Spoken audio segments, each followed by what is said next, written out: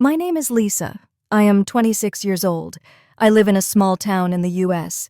When I was young, I wanted a happy life. I wanted to get married. I wanted 1 or 2 children. I wanted a small house and a good man. I thought love was easy, but I was wrong. I met Mark when I was 22. He was 25. He was tall. He had brown hair and blue eyes. He was funny. He smiled a lot. He liked to talk. We met at a friend's party. He asked for my phone number. I gave it to him. The next day, he sent me a message. He asked, "Do you want to meet for coffee?" I said, "Yes." We met in town. We talked for a long time. I liked him. After that, we saw each other many times. He made me laugh. He gave me flowers. He called me every night. After 3 months, I told him, "I love you." He said, "I love you too." I believed him. We were together for 1 year. I worked at a grocery store. Mark worked at a car repair shop. We didn't have much money, but I was happy. Then something changed. One day I felt sick in the morning. I thought I had a cold, but the next day I felt sick again. My best friend Sarah said, "Maybe you are pregnant." I said, "No, I don't think so." But I was not sure. I bought a test. I waited. The test showed I was pregnant. I was shaking. I looked at it. I was pregnant. That night, I went to Mark's apartment. I looked at him and said, "I have news." He looked at me and asked, "What is it?" I said, "I am going to have a baby." He was quiet. He looked at the floor. He did not speak for a long time. Then he said, "Are you sure?" I said, "Yes, I did a test. I am sure." He stood up. He went to the window. He looked outside. He did not look at me. "This is not a good time." He said, "I am not ready to be a father." I felt cold. I felt sick. I said, "But we love each other." He said nothing. He just said, "I need time to think." That night, he did not hold me or kiss me. I could not sleep. In the morning, he left early. He said, "See you later." But I knew something was wrong. After that, everything changed. He stopped calling me. He stopped answering my messages. He didn't want to see me. One day, I went to his apartment. I knocked on the door. He did not open it. I sent him one last message. He replied, "I can't do this. I'm sorry." That was the last time I heard from Mark. I sat on my bed and cried. I cried for hours. I could not believe it. I was pregnant and alone. I told my mom and dad. My mom cried with me. My dad said nothing. Then he said, "We are here for you, Lisa." I moved back to my parents' house. I felt like a child, but I was not. I was going to be a mother. Every day I felt more tired. My belly grew bigger. I went to the doctor. I saw my baby on the screen. I heard her heartbeat. I smiled and cried at the same time. I worked at the grocery store until the baby was born. I bought small clothes and a crib. I wanted to be ready. One night, I had strong pain. My mom took me to the hospital. The nurse said, "You are going to have the baby tonight." I was scared. The pain was very strong. I held my mom's hand. After many hours, I heard a small cry. The nurse said, "It's a girl." They gave her to me. She was small. She was soft and warm. I looked at her and smiled. I said, "Hello, baby. I am your mom." I named her Emma. She was beautiful. I stayed in the hospital for 2 days. Then I went home. My mom helped me with Emma, but at night it was just me and my baby. Emma cried a lot. I was very tired. I did not sleep much. I changed her diapers. I fed her. I held her when she cried. Sometimes I sat on the bed and cried too. I was very tired, but I looked at her small face. I kissed her head and said, "I love you." Mark never came. He never called. He did not ask about Emma. One day I saw him in town. He walked past me. He looked at me, then looked away. He said nothing. I wanted to shout. I wanted to ask, "How can you leave your baby?" But I said nothing. I just looked down at Emma in her stroller. When Emma was 5 months old, I went back to work. My mom watched her when I was working. I missed Emma every minute, but I needed the money. At work, I smiled and said hello to customers. I carried boxes. I stood on my feet for hours. When I got home, I was tired, but Emma needed me. I cooked dinner. I cleaned the house. I fed Emma. I bathed her. I put her to sleep. I never stopped. One night, Emma was sleeping. I sat in the kitchen and drank cold tea. I looked at the wall. I felt tired, but strong. I told myself, "You are tired, Lisa, but you are doing okay." I smiled because I was now a mother. Emma grew fast. She smiled more each day. When she was 6 months old, she sat by herself. She played with her toys. I watched her and smiled. Sometimes I cried too. I was proud of her. I was also tired. Every day was busy. I worked, cleaned, and cared for Emma, but she gave me strength. I did not have many friends. My old friends did not visit much. They had busy lives. They went out at night. They posted happy pictures online. I stayed at home. I watched cartoons with Emma. I sang to her when she cried. I told her, "You are not alone. I am here." Before I tell you more, I want to ask, where are you listening from? Sometimes I wonder if someone out there hears me, someone who understands my feelings. It makes me strong to know I am not alone. Please tell me in the comments. My mom helped me a lot. She held Emma when I took a shower. She made dinner when I was tired. My dad did not talk much, but he played with Emma. He made her laugh. I was thankful for my parents. Without them, life would be harder. Sometimes I saw Mark in town. He never said hello. He just walked past. One day, Emma was in my arms. Mark looked at us. He looked for a second, then walked away. I held Emma closer. I kissed her head. I told myself, "You don't need him. I will give you everything." Money was a big problem. My job at the grocery store did not pay much. I bought only what we needed: baby food, diapers, warm clothes. I did not buy clothes for myself. I wore old jeans and simple shirts. I did not care about how I looked. I only cared about Emma. At work, I was quiet. I did my job. I smiled at customers. But inside, I was tired. My feet hurt. My back hurt. But I always said, "I am okay." When Emma was sick, I stayed home. My boss was not happy. He said, "You can't miss so many days." I said, "My baby needs me." He said, "Be careful. You need this job." I felt scared. I did not want to lose my job. I needed it for Emma.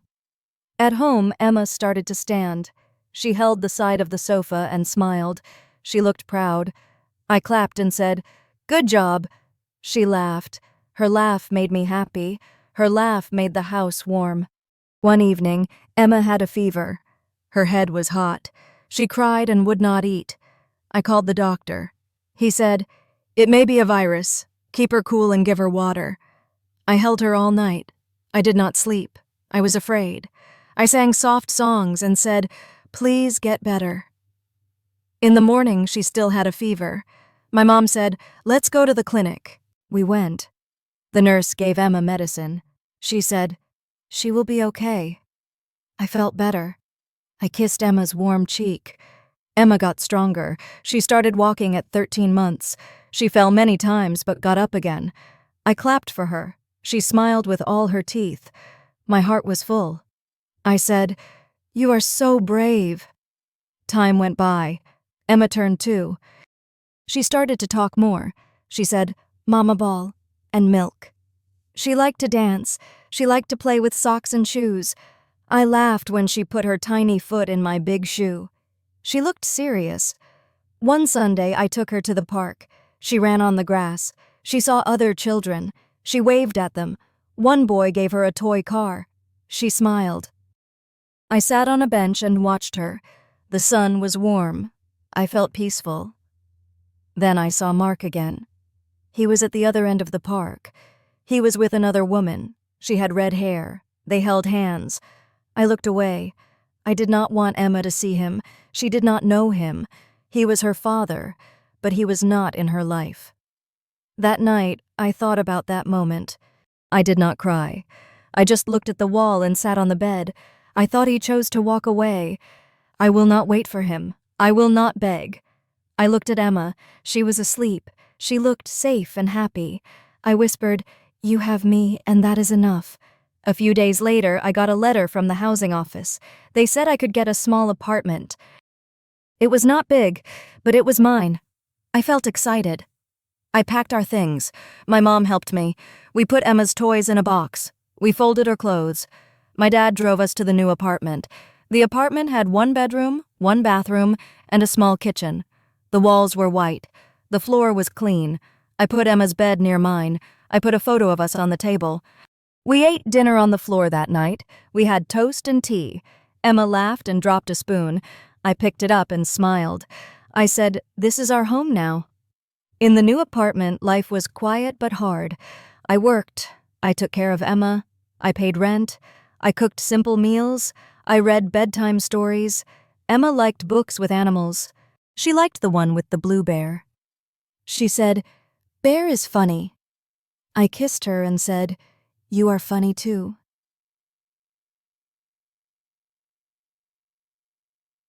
Some nights I felt lonely. I missed talking to someone.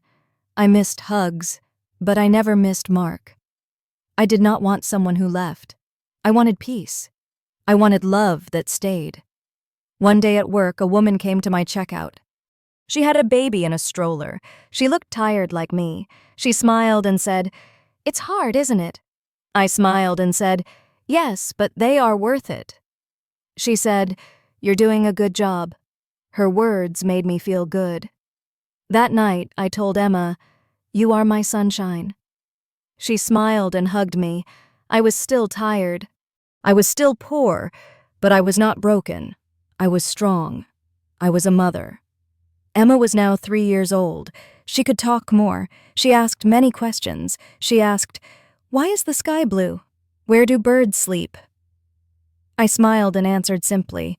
She was smart. She liked to learn. She liked to sing and dance. Her laugh was my favorite sound. We had a simple life. We lived in our small apartment. We had a routine. I woke up early. I made breakfast. Emma ate slowly. She always wanted 1 more spoon of yogurt. I took her to daycare near our home. Then I went to work. Every day was the same. But I did not mind. I had peace. I had my child. I had a reason to wake up. At night, Emma sat on my lap. I read her stories. She always asked for the same book about the red bus. She said, "The bus goes beep, beep." I laughed. I kissed her and said, "Sleep now, baby." She closed her eyes and held my hand. Sometimes I looked at her face in the dark. I thought about the past. I thought about the pain. I also thought about the love.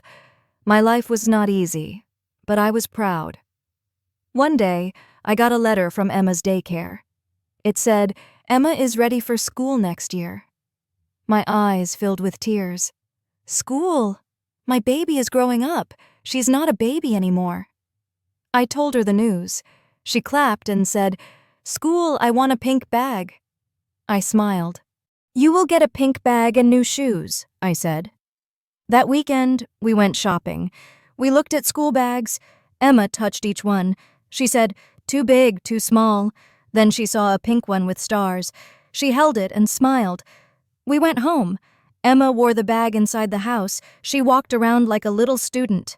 I laughed. I felt happy and sad. I was proud of her. But I also felt scared. She was growing so fast. Time went by. Emma turned 4. She was taller. Her hair was longer. She made friends. She said, "Mom, my friend is Lucy. She has a dog." I said, "That's nice." She asked, "Can we get a dog?" I said, "Maybe one day." I worked more hours now. My boss gave me extra shifts. I said yes to everyone. I needed more money. I wanted Emma to have more. Sometimes I felt tired, but I always told myself, "You can do this, Lisa."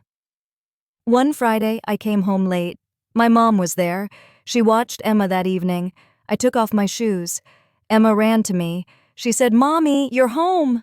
I hugged her tight. My mom smiled and said she missed you. I looked at my daughter and felt something deep inside. After my mom left, I made tea. Emma played with her doll. Then she looked at me and asked, "Mom, do I have a dad?" My hand froze. I looked at her. I sat next to her. "Why do you ask?" I said. She said, "At school, my friend said her dad picks her up. Do I have a dad too?" I felt a little pain in my chest. I held her hand. I said, "Yes, you have a dad." "But he does not live with us?" she asked. "Why not?" I said, "He made a choice. He did not want to stay." She looked at me with soft eyes. She said, "But I have you." I smiled and kissed her head. "Yes," I said. "You have me, and I will never leave." That night I cried a little in the kitchen. I cried quietly. I did not want her to hear. I just needed to let it out. One evening, a woman from Emma's school came to talk to me. She said, "I'm Emma's teacher. She is doing well. She is kind and curious." I smiled. The teacher said, "You are doing a good job. She is a happy girl." Her words stayed in my heart. I was trying my best. Maybe my best was enough. Emma started school that year. She wore a new uniform. She held my hand tightly on her first day. I said, "You are brave. You will do great." She asked, "Will you wait for me?" I said, "Yes, I will always wait for you." She went into the classroom. She looked back and waved. I smiled and waved back. Then I sat on a bench outside. I cried again, not because I was sad, but because I was proud. Our life was still simple. I still worked long hours. I still counted every coin. But I had a little girl who smiled at me every morning. She said, "Good morning, Mom."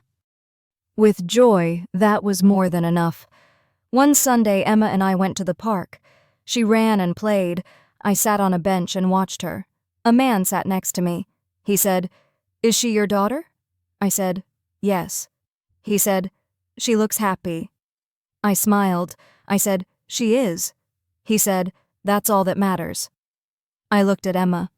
I thought about everything, the tears, the nights alone, the fear. Then I looked at her bright smile, her strong little legs, her big eyes. Yes, I thought, she is happy. And I did it all alone. If you liked my story, please like, comment, and share.